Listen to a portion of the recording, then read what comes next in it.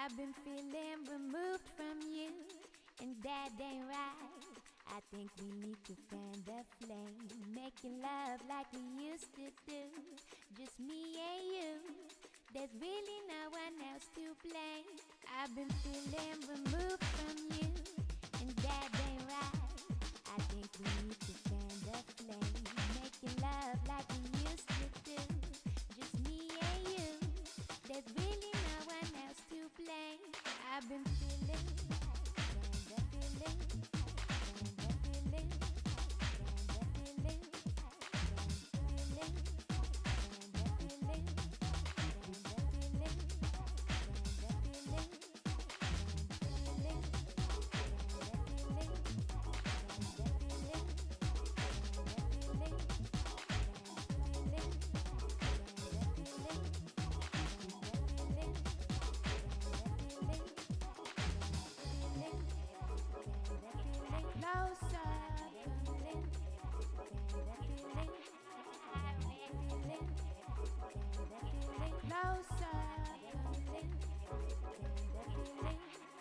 I've been feeling removed from you, and that ain't right. I think we need to fan the flame, making love like we used to do. Just me and you, there's really no one else to blame. I've been feeling removed from you, and that ain't right. I think we need to fan the flame, making love like we used to do. Just me and you, there's really no one else to blame. I've been feeling.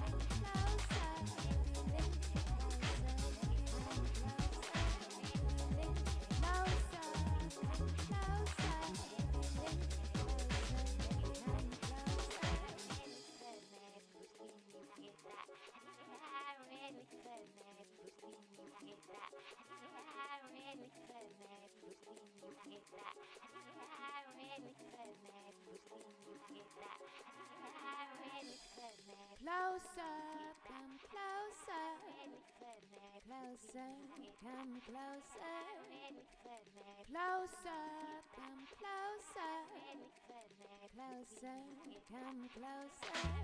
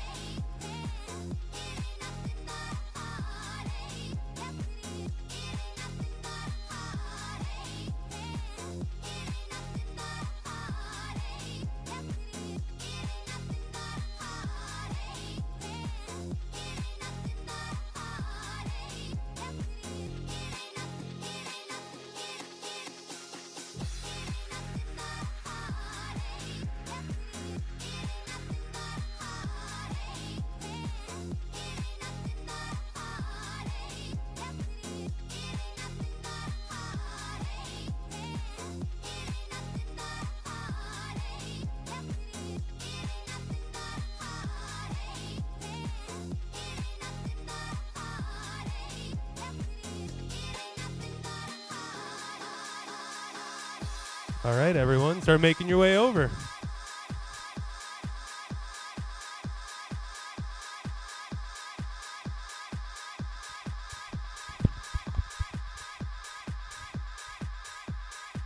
Hello, everyone. Welcome to the August 2022 Bitcoin Open Blockchain Meetup. Come on by to the auditorium. We've got the presentation starting in a couple of minutes.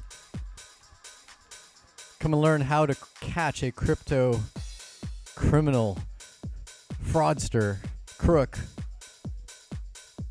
Learn about how to track crypto transactions on a blockchain using various block explorers. Come on by, guys. Finish up the pizza, or actually bring it over. Bring over your pizza and drinks. The auditorium is food and drink friendly, unlike the living room at your house.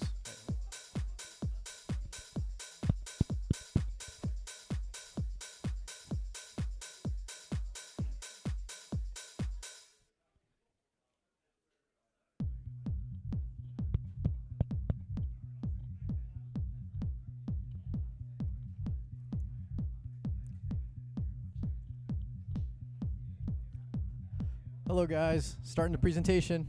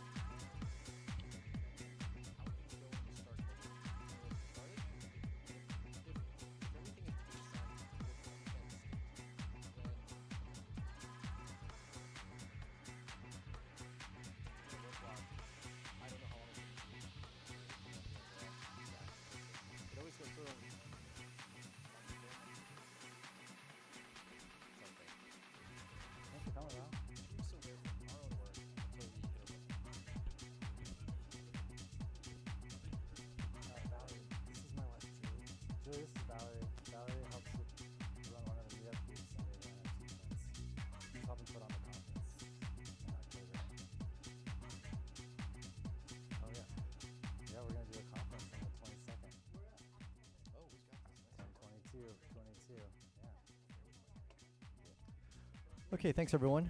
Just a one day. Happy August, everybody. Good to know people are still coming out to Bitcoin meetups in the midst. A little bit of a bear market, no big deal. We'll get through it all. So, quick introductions. My name is Paul Pui. I'm CEO and co-founder of Edge. This is our home, our headquarters. So, welcome for those of you that are new. Who here is new to the meetup, or at least this location for the meetup? We have quite a few. You're not new to the meetup, but maybe just to this space. Very, very tied, Julie. So quick little announcements. Of course, the meetup is sponsored by a few different companies and entities. We want to first give thanks to BitRefill. They've been sponsoring not just this meetup, but multiple different events around San Diego and around California. So we really want to give good props to them. And they are a service that lets you spend your Bitcoin and various other cryptocurrencies. So be able to buy gift cards. And they just actually launched a new feature here in the US where you can actually pay your bills. Pay your electricity bill, pay your mortgage, pay your credit card, pay water and internet bills, phone bills, all from within their service.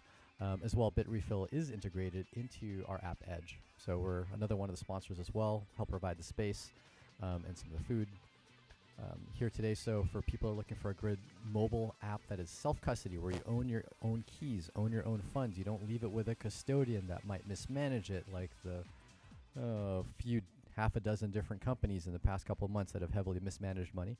You want to hold your own money. That's what Bitcoin was built for, and you can do that in Edge. Buy, sell, and trade, but never give up custody of your own funds. So give it a try, edge.app. And then, of course, last but not least, one of our sponsors is CoinStructive, and you're going to hear a lot about CoinStructive today, what they do, how they do it, how to catch potential crypto criminals and crooks in that process. And so with that, I'd like to give it up to our main speaker for today, Chris Groshong, who also happens to be the organizer of this Bitcoin and Open Blockchain meetup. So thanks, Chris. Thanks, Paul. Thanks, Paul. I appreciate being here as a speaker as opposed to being just the MC. So I'm gonna get my computer going here. And so, yeah, today we're going to talk about how to catch a crypto crook. So in 2019, I started doing crypto fraud investigation work. And that was because I was doing some training with law enforcement. Oh, let this sleep. Let's get this back going. And through that, I built some relationships with some blockchain forensics companies.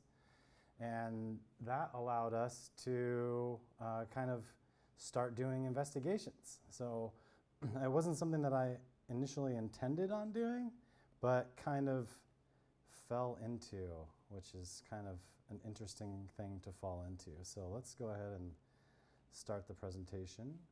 There we go. Okay, so I started CoinStructive back in 2015, and it's changed quite a bit since then, but I'm glad that we're still around. So we're a small little firm, and we do two main things. We do compliance as a service for companies, and we do investigations. So we really try to help. The goal is to help people, because it's really easy to run afoul of doing something wrong in the compliance side of things.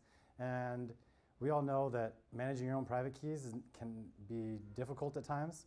So it's important that if you do run into an issue, or you're thinking about investing maybe in a platform, that you talk to somebody that can help validate and understand your situation, as well as maybe prevent you from losing your funds, or help you track them down once you've already lost them.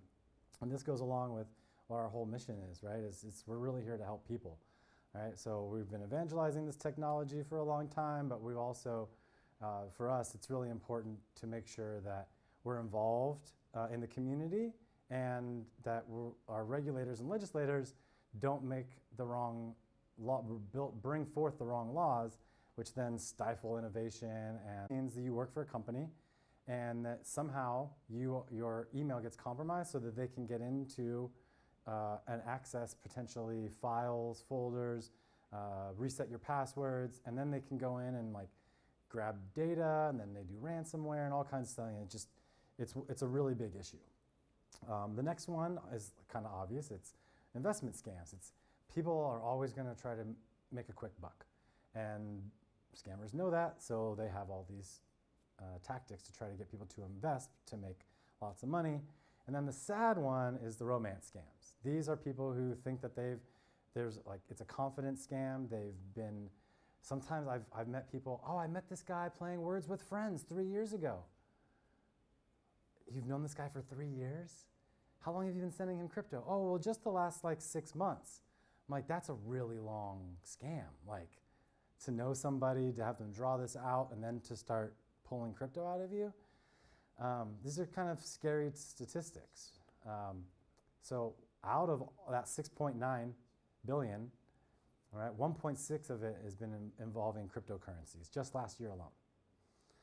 So there's been, out of all of the cases, there's 34,000 total cases involving crypto that were reported, which means the average loss on a crypto scam is around $46,000, right? Crypto is really easy to move, and there's not a lot of checks and balances like at the bank. The bank will be like, are you sure you want to wire $100,000 to Zimbabwe? Crypto doesn't care, right? You can send it whenever you want. That's the beauty of it, right? But 23% basically of all the value of scams was extracted in crypto. So why is this happening, right? What are the challenges, right? Well, you have companies like BitConnect, the rug pull, right? Everything is going fine, you think everything's normal, and then whoop, there it goes. Everything starts crashing around you. And then personally, we don't like to miss out on things. If somebody you hear is talking about something and they're making money, you're gonna wanna get in too, so we don't wanna miss out. And then the other thing is that we're just bombarded. by stuff constantly. We're getting slammed all the time by our inboxes, and sometimes it's hard if we're in a hurry or if we're stressed to click on things, right? I don't know how many of the scams I've talked to people when they say, oh, if I had just slowed down and read it, I never would have clicked on this. But because my father was in the hospital, my mother is not well, my children are this, right? Like I was stressed out and I clicked on this thing. That's what they get you, right? So how do we do investigations? Investigations, one of the things I thought that was really important is there's so much bad information out there that you need a place and people that you can trust. So like our faces are available. You meet with us in video. We do 15-minute free consultations if you fill out a survey on our site explaining how you've been scammed. And if you qualify, we'll meet with you to explain your options, right? And because you need to know what you can do once you're in the situation that you're in.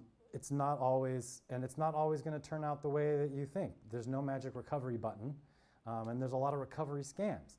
So I've heard people say to me, well, you're the third company that I've talked to, and the first one was the scammer, the second company was a recovery scam, and now I'm talking to you. So by the time they get to me, they're really distrustful, right? So we do our investigations in 2 stages, and it's kind of like car repair, right? You take your car to a mechanic, and the mechanic says, we'll give you an estimate to figure out what that leak is or what that pinging, knocking noise is. But they're not going to tell you when you bring it in, oh, we're going to fix your transmission, because they don't know if that's the issue.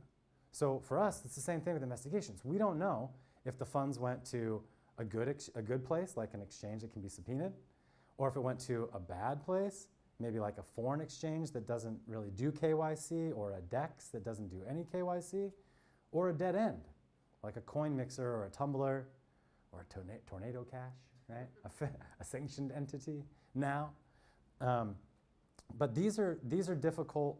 These are kind of the difficult things, the questions that people are faced with, is they don't know what happened to the funds. And a lot of these companies are charging thousands of dollars to people just to like do a report, when it could be, you don't need a full report because it's not your transmission that's leaking, it's your windshield wiper housing. And for a couple $100, we can determine if it's even worth doing a full investigation. So we try to make an affordable way to get people to be able to know what happened to their funds. Plus, on a lighter note, taxes. Right now, if you lose crypto through a scam or a fraud, the IRS is not letting you claim this. And this is because I lost my keys in a boating accident, right? And so as soon as that meme was going around, people were like, at the IRS, were like, oh, we can't really tell if there was a boating accident or not. How do we know if these people really lost their keys? Their private keys, we don't know. So they basically were like, there's a moratorium on frauds. If you lost it through a trade and you have proof, great. But until 2024, you're not able to claim losses from fraud. So what we do is we say, well, you can still get a report and you can use this because you can claim your losses to IRS and say, oh, I lost this much, but you're going to have to prove that loss. And that's what that report can do. So now what we're going to do is I'm going to show you some actual blockchain forensics transactions as kind of like a quick demo of some of the things we've looked at in the past as an example before we get into an actual case. So I'm going to present to you guys an actual case that is still ongoing. And you think, well, why would you want to explain a case that's still ongoing? Well, that's because we need the help from people. So we're trying to get open source this a little bit because we kind of got to a point where we're stuck. We have a lot of information, but now some things have kind of changed. So let's take a look at some of this information. So what we have on the screen here is we start off with the victims on the left-hand side, the victim's address at Coinbase, right? And then their whole thing was, well, I sent the money directly to the scammer. So boom, there's the transaction, and this one in the middle, right? This is the scammer. I should have brought a pointer today. And then off to the side, then the scammer splits it into, sends it to an address, and then it splits into what's called change. And if you're familiar with Bitcoin, I'm not going to get into what a change address is, but there's, it's basically still controlled by the same entity at this point. So then we move here and we see, okay, we got this little guy down here in the corner, and it says it's going to chip mixer, okay? And that's a tumbler. essentially. That's a place where you go and you mix your coins together with other folks so that you can gain anonymity and wash the coins and move them through. Now, up here at the top, we labeled it as Mixer 2, but we didn't really know just by looking at this data. So let's go to the next picture here. And so how do we determine that this address was Mixer address number 2 here in the middle? Well, it's really kind of hard to see because this is a JPEG, but all of these values are the same amount. The chip mixer works in a specific way where it uses kind of like square numbers, right? So 0.002, 0.004, 0.08, 0.16, 32, 64, and it keeps going like that. And so that all of these numbers, these splits, are all equal and identical. So then we followed both of them, and it starts to look like that. And you go, okay, well, this is starting to get a little more complicated. And then I went back to the victims and I said, look, this is going through a Tumblr. It's not going to be really easy, but if you want to give me 2 more hours, I'm going to try and take a look and see if I can find it where it recombines. Well, that's what this little outline is right here.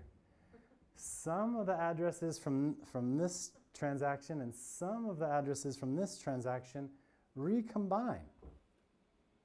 Why would you do that unless you controlled all of those coins? So here's what it looks like.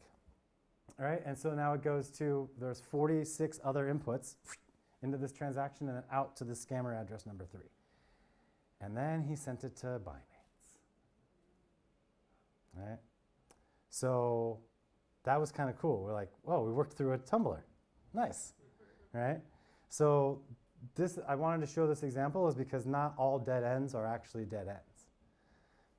And so I've kind of got to the end of this part of the presentation. So now what I'm going to do is I'm going to bring up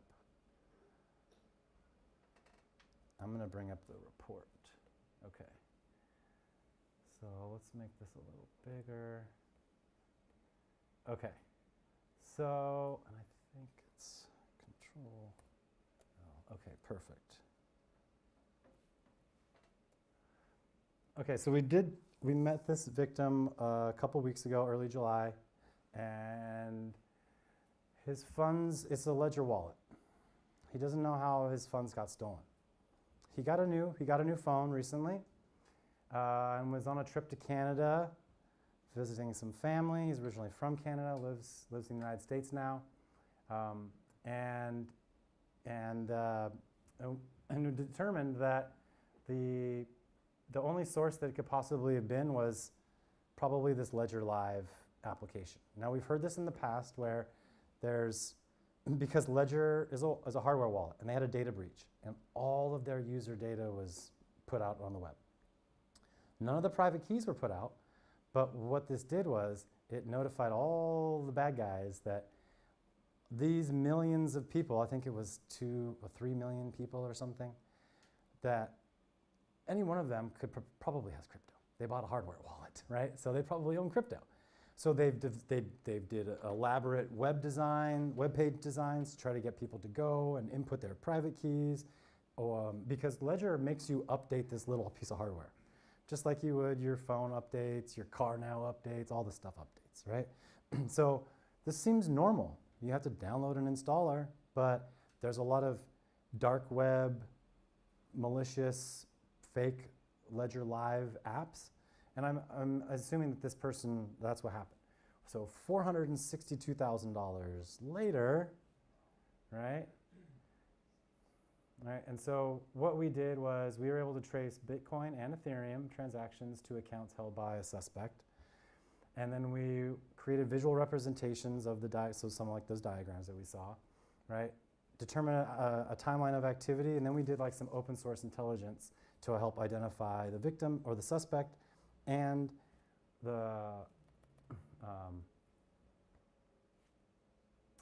and where the funds went. Okay, why is this not going? Okay, that's weird. Okay, so here is an example of one of the paths, and I think what I'll do is I'm going to bring up the actual forensic because it's not as big. Oh, that was okay. So that's the same thing that we just saw. just turned sideways. This is where the victim's money starts in Bitcoin. These are all Bitcoin transactions.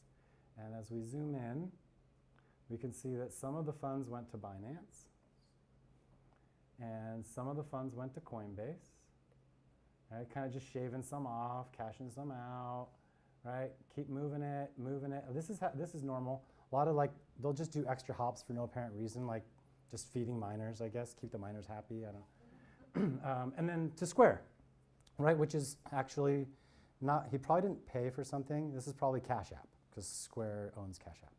So there's a lot of crypto going on in Cash App now. So that's where we found that, okay, so great. So this is where the three, kind of some of the Bitcoin went. But the majority of it is still sitting right here in this wallet at the time of doing the report, right? So let's go back to the case here. Okay. So this is a lot of text of it, but the text version is basically what we saw on the graph, right? This is just more for evidence, and I didn't scrape this out of there. So then we move on to the Ethereum transactions, and this is where it starts to get Bitcoin's pretty straightforward, right? There's no smart contracts in Bitcoin. It's usually follow the path and figure out where it ends up. Ethereum, on the other hand, a little bit different, right?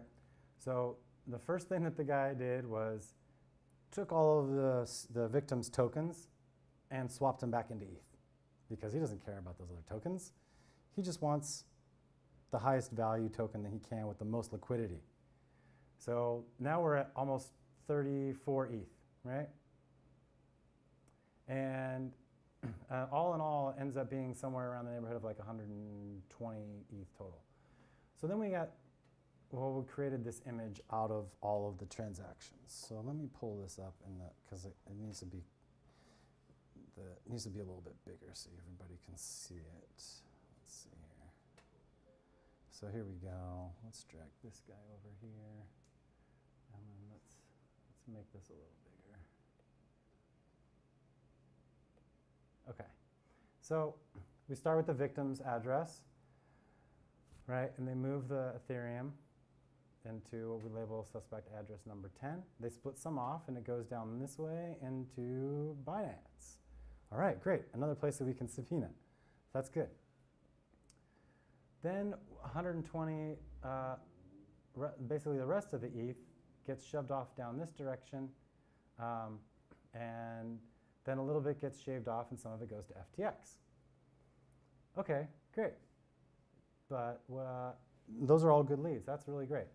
The next thing, though, that we probably need to look at, though, is this suspect address 11 we identified as having a lot of Bitcoin in it.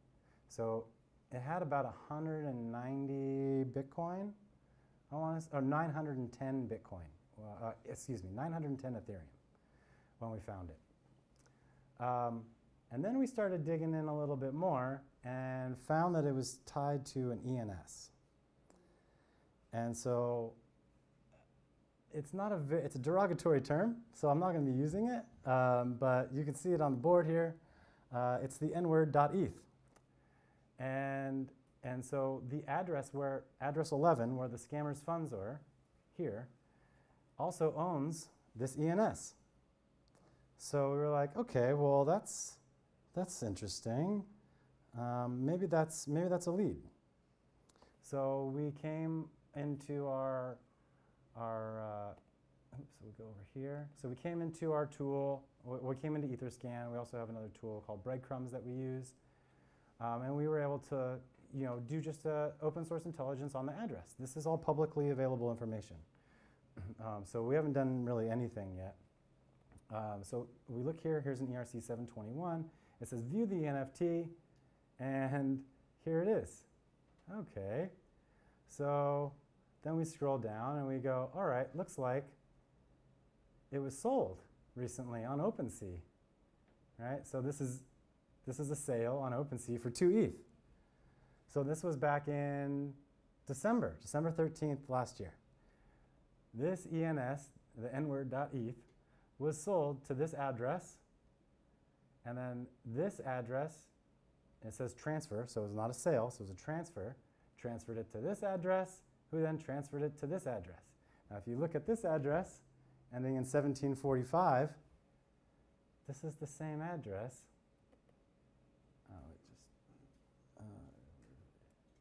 How do you go back? Control, Shift. There we go, Shift. Oops. All right, 1745, right here, address 11. So now we have this connection to an ENS that was sold recently and two other addresses that were tied to it, and the transaction history that's obvious there. So then what we do is we looked at the OpenSea accounts.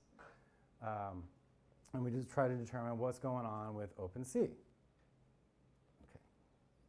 So here is the same transactions that we just looked at on Etherscan. This is the sale and the, okay, wrong buttons. Okay, this is the sale and these are the two transfers. But on OpenSea, they have names associated with their accounts. Bartholomew, like a cat, mew, and Barthvault. Okay, well, that right there kind of sounds like it might be the same person. All right, so, okay. So we have the transfers, we have the two names of these new addresses, or the two transfer addresses. Right? Now the interesting thing is, well, why do you think that they're all the same person? Right? Well, it's because the original address, the address before the one that owns it now, 1745, right, didn't have enough ETH to pay for the gas. So 1745 funds, so let's see, where is it? See that the gas fees were paid was this amount. And the ETH balance in the wallet address afterwards was 0.00457. Hence, it can be deduced without funding Barthvault's wallet with the extra 0.0643 ETH, there would have been inadequate ETH to the wallet to pay the gas fee. So, therefore, it's likely that whoever controls it now was actually the controller of the other wallets. They just didn't have enough ETH in order to get it to where they wanted. So now we move over here. This is the registration of the address prior. Okay, so this was the address that's before. We can kind of skip this. Okay, so here's the two OpenSea accounts. Right? So we don't think that these people's pictures are anything to do with the account holders. They're probably just pulled from the internet and randomly issued. But these are the two addresses that were assigned ownership initially. This was the sale, and then this was the one of the transfers, and now it's in 1745. So we decided to do a little bit more open source intelligence now because we only have, like 3 or 4 different data points. And we felt something like this is probably, before we get too far, we wanted to also do more open source intelligence. So we wanted to figure out, is there any other way that we can find out anything about this ENS? So we go to the ENS site and we type it in. And it goes, yeah, here's all the information. Here's the registrant, which means, and that's the address, so we're right on there. Everything matches. The records, this was the address that had it before. Oh, now look at all this. Now we have a Twitter account. And so then we're like, okay, maybe this is a lead. So we decided to follow this lead. And so we kind of we just looked on Twitter and we started looking up his accounts, and it turns out that this guy at AD scrubbed all of his data. His Twitter accounts basically got nothing in it. So there's nothing to see. But this ENS has gotten quite a bit of recognition on CT, crypto Twitter. And as you can imagine, it's kind of a controversial thing. So a lot of people are talking, or there were enough conversations that we could find of people talking about it, right? So at one point, this conversation occurs about who owns this ENS, right? And so there's a bunch of finger pointing and, oh no, I think this guy does, I'm pretty sure this guy does. No, not me, not them. And then this guy comes forward. Nah, actually that's me. Hey. Fucking idiot. Okay, right? He thinks, oh, I've scrubbed everything from the web and they're not gonna find me. Okay, got it. All right, well, thanks for raising your hand, right? And this is July 17th of this year.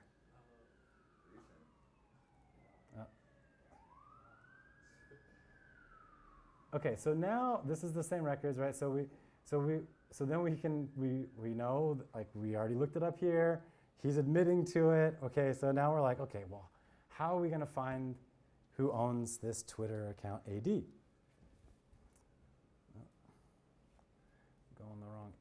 Somehow I'm going the wrong direction here. Okay, so we use our friend called the Wayback Machine. Is anybody familiar with the Wayback Machine? Oh yes, several people. Okay, so it's basically an archive of the internet, right? It's called webarchive.org, and you can go and search a website, and it'll like screen capture that website on that day. It's like a crawler. And so one of my guys was like, hey, I'm gonna go and see if like we can see, his account has been open since like 2008. Like, oh, great, before crypto started. Let's go see if this guy's got a history. So this first redacted line is, yard sale, here's my address.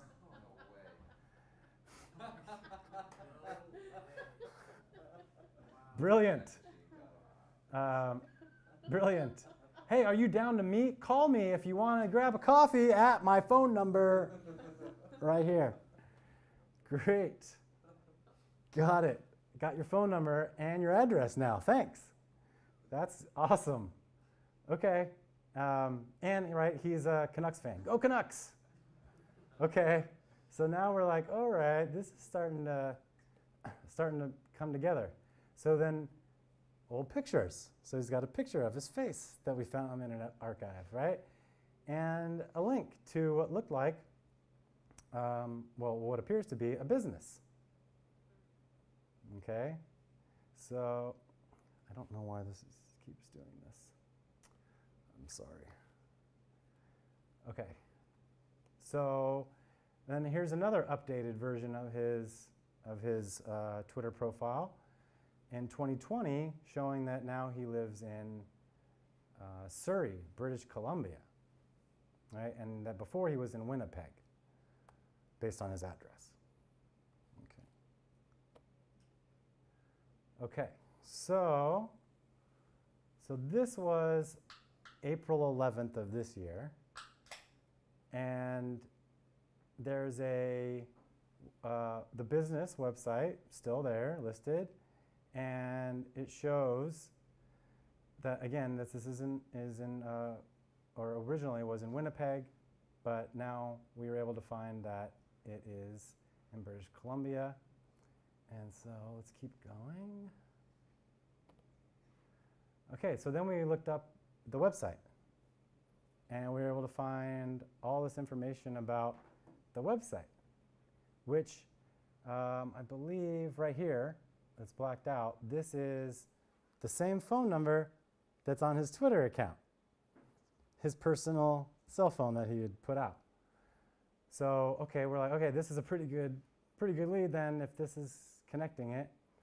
And then what we found was it led to another business called Something Inspections, and it's a home inspection business. Okay, and then from here, we have more pictures of potentially the person and himself as the owner of this, and this is the website. On this page of his website, it lists his name because he's a licensed national certification holder and a British Columbia licensed home inspector. So he's got a license usually if you have a license, there's a website to look up to make sure that you actually have a license. So we looked up on the website of the CAHPI, which is next. Okay, and then oh, I just doxed him. Damn it.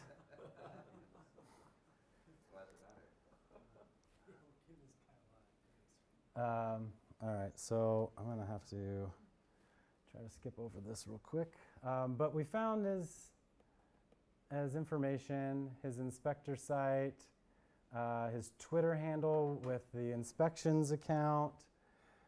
It's connected to some followers. So basically, this follower at the bottom, Canuck something, right? It says Home Inspector Dad, and he's a Canucks fan, and also follows this home inspection Twitter handle. So here's this Connect profile, and it just turns out that the inspector profile also follows the Canucks guy. So I like you, you like me, we'll get some social media stuff going. All right, here he is, test driving a Model Y.